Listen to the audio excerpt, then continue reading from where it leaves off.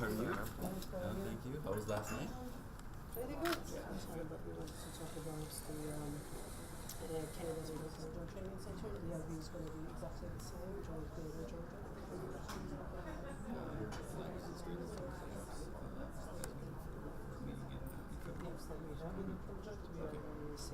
Assistance because some parts are like the aviation, for example, we don't show significant contribution.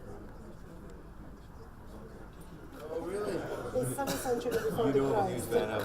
გაცნობითი ხასიათი შეხვედრა იყო, მოგეხსენებათ, რომ სულ რამოდენიმე კვირაა, რაც დაინიშნა ახალი მინისტრი არჩევნების შედეგად და ძალიან მნიშვნელოვანია, რომ სწორედ ამ პირველივე ფაზაში ქონდა შესაძლებლობა, როდესაც ის ეცნობა პარტნიორებთან ურთიერთობას, მათ შორის ქონდა შესაძლებლობა, რომ პირისპირ გვესაუბრა ჩვენ ვახშამზეც ერთად ვიყავით მთელი 3 საათის განმავლობაში და პრინციპში დეტალებში გავიარეთ ის ფორმატები, რომელიც არსებობს საქართველოს ნატოს და საქართველოს ნატოს წევრი ქვეყნებთან ორმხრივ ურთიერთობებში.